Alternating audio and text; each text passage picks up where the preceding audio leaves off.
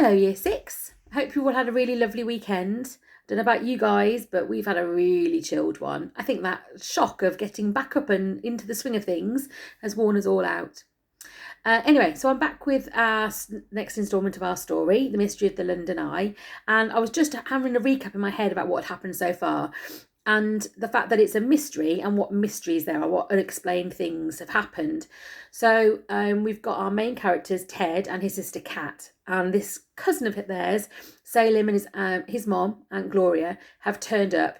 That's a little bit strange in itself because they haven't seen each other for years and we don't really know why.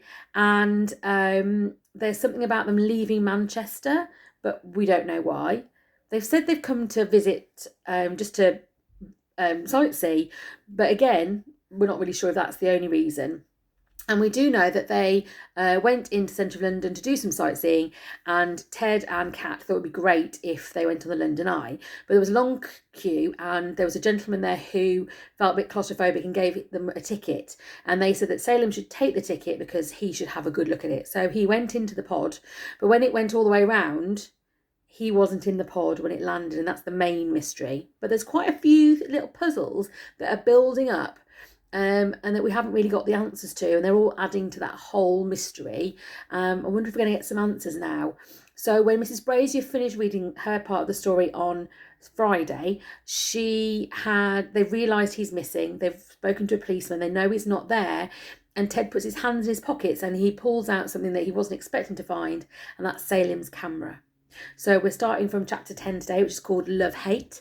Let's see what happens. Kat grabbed the camera from me and held it in the palm of her hand.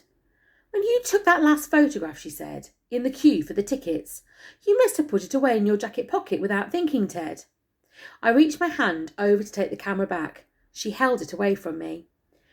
How did you feel, Salem, she whispered, as if he was in the room, when you realised you'd got into the pod without your camera? I tried to take it away again. She slapped my hand away.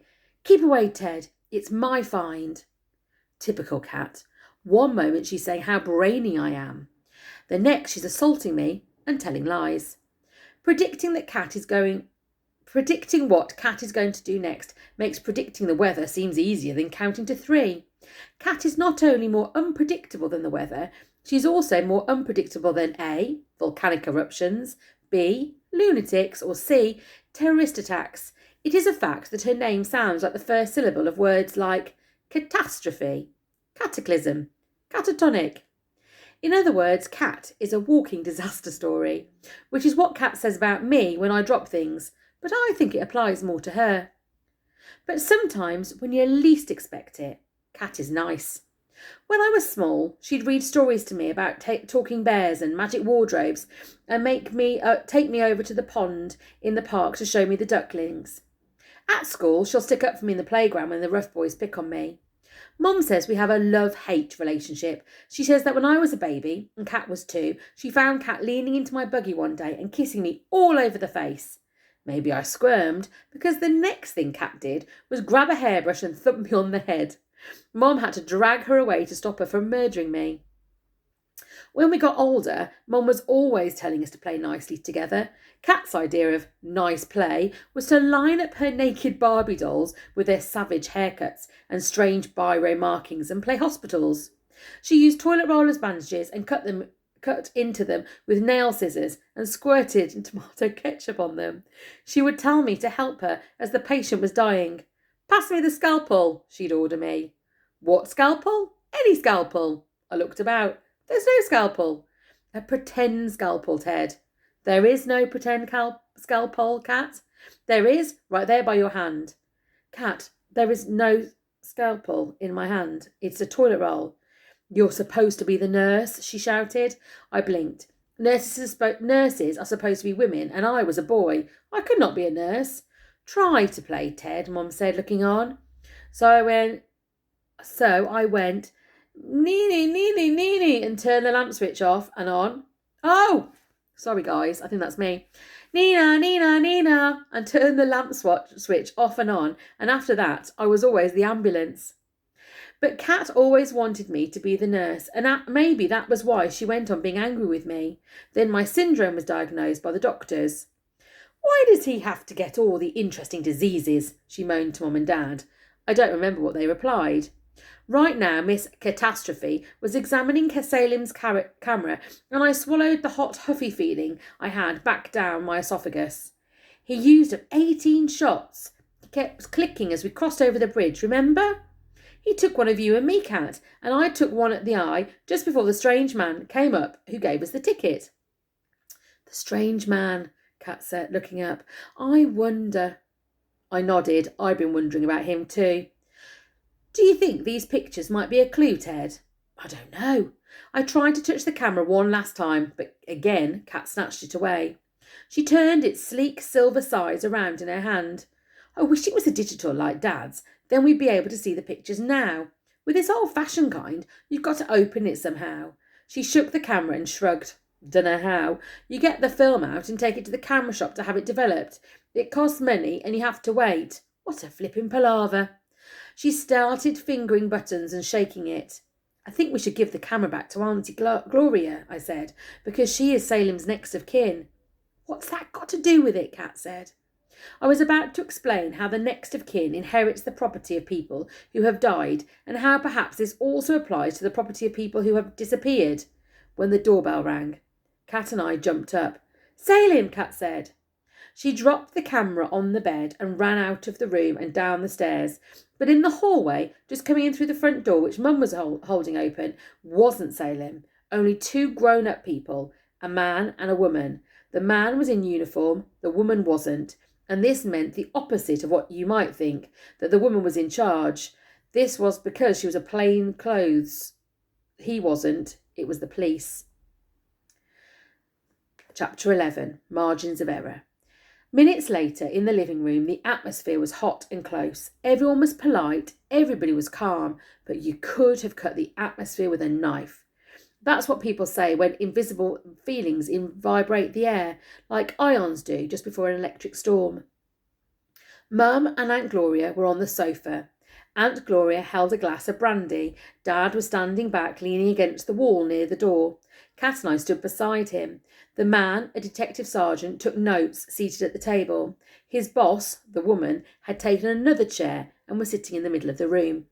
She was thin and short, with a blue skirt and jacket and a white blouse, and her eyes moved quickly around the room like lightning strikes.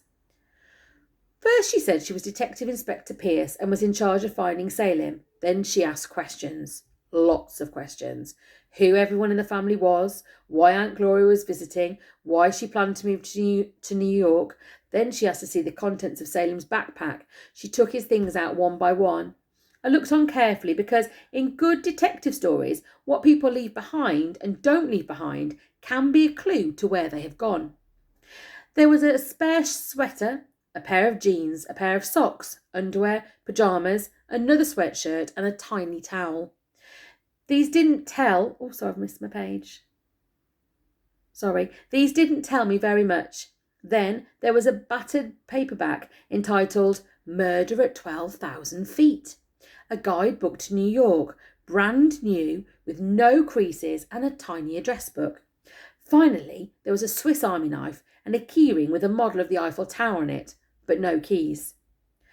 There were no wash things like a toothbrush, because these were still in the bathroom, I remembered, on the shelf above the basin. Detective Inspector Pierce held up the empty keyring with her eyes scrunched up. Aunt Gloria explained that Salim had bought the keyring back from a school trip in Paris, and then she had rented out her house in Manchester and given all but her own set of keys to the tenants. At present, she said, Salim had no keys to anywhere. There was silence. Then the inspector looked over to where Cat and I were standing. You two were the last to see Salim, I understand, she said. Cat told her in a quiet voice, not like her normal voice, all about the strange man, the free ticket, tracking the pod and waiting for Salim to come down, and how he hadn't. We should never have left them to get the tickets on their own, Mum said when Cat finished. The inspector's hand waved through the air. What this has meant, I don't know. And then she turned back to Cat and said, You say you tracked the pod? Cat nodded. For half an hour you did nothing but stare up and watch the London Eye go round. Well, Cat considered, We walked back so as to be able to see better. If you're too close, you can't see the pods go round properly without them getting muddled. And we did chat for a bit. Without getting them muddled, Inspector Pierce repeated. She interlocked her hands and rested her chin on them. We chatted a bit. You don't have to believe us. It's not a question of believing or disbelieving. But we tracked it, we did. We're sure, aren't we, Ted? I said. Sure, 100%. No, Kat. Kat's eyes and lips scrunched up. Sure, 98% yes, I said. The inspector looked at me without saying anything. The corners of her lips turned up, which meant she was slightly amused, and then she tapped her nose with her interlocked fingers. So, she said, you'd allow for a margin of error? Only a small one, I said. 2%. 2%? In every human observation, I explained, there is a margin of error, and this is because our senses are not foolproof. In fact, some people believe that 100% certainty is impossible to achieve. I stopped and put my head on one side. As humans, we cannot even be sure the sun will rise the next day.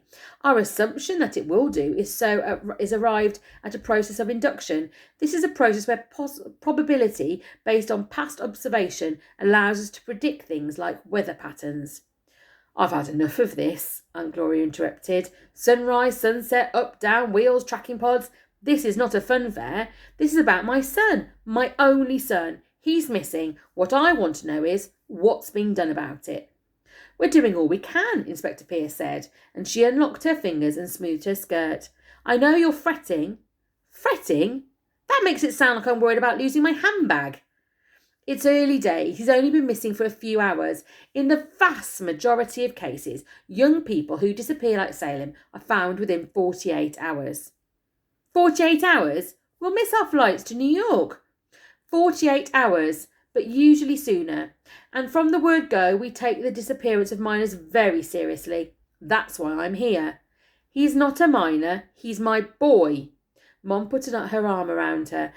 Glow, she whispered. We're doing everything possible, Inspector Pierce repeated. Such as? Dad said quietly, and everyone turned to look at him. The inspector sighed. We've begun checking the CCTV footage of the pods. No camera can see everything or everybody, but there's no sign of anything untoward happening this morning. Just the normal shots of normal tourists enjoying the view. We've also been taking statements for other people who rode the eye at that time. Unfortunately, the numbers run into 300 plus, and we can only check the ones who paid by credit card. We've no way of checking those who paid cash. But again, so far, no one remembers a boy matching your son's description. We've also checked hospital admissions. Aunt Gloria's eyes went round and large at the word hospital, but nothing. Perhaps he's just still lost, said Dad. That's indeed the likeliest explanation, Inspector Pierce said. There was a pause. Perhaps everyone was doing what I was, imagining where lost was. I pictured Salem lost on London's underground system, getting on and off trains, wandering down passages, not sure if he should be back on a north or southbound train. Confused by the colours, not knowing what black stood for the Northern Line, our line, I was thinking that how if I'd sat next to him on the tube earlier in the day instead of Kat, I could have explained to him about the London Underground map being topological and how you are meant to read it, and then Salem would have found his way home with no problems and perhaps be here now. We need some more personal details, Inspector Pierce said. She leaned towards Aunt Gloria. I'd like to ask you some private questions. Mom got up. Let's leave, she said to the rest of us. Dad opened the living room door, leading Kat out by the elbow, but Aunt Gloria grabbed Mum by the hand. You stay, Faith. I need you, please. Mum sat down again, and she stared over at me as I waited to see if Aunt Gloria would need me too. Mum mouthed something, but no sound came out. It was as if she thought I was deaf and dumb and able to lip read. I blinked, and then she said the word out loud. Scoot. And that was the second time that day that Mum had told me to go away. I shuffled out after Dad and Kat and went into the kitchen with my hand flapping. Dad closed the kitchen door behind me. The police would find out more than I would, and it wasn't fair. A heavy feeling like you get when you eat more calories than you can burn off efficiently came down inside of me. Kat had her face pressed against the fridge freezer. A tear trickled down her cheek, and she was punching the side of her head with her fist. This meant she had the same feeling. It was called Frustration Extreme. So this mystery still stands. We still do not know what's happened to him, but we know what the process of going through, what they're trying to find him, talking to police and the inspectors asking lots and lots of questions. But I wonder where he's gone. And do you think it was he's gone off on purpose, or do you think he has got lost? Have a little chat amongst yourselves. Give me a wave as you go past at the end of the day in a minute, guys. And take care. Lots of love. Bye.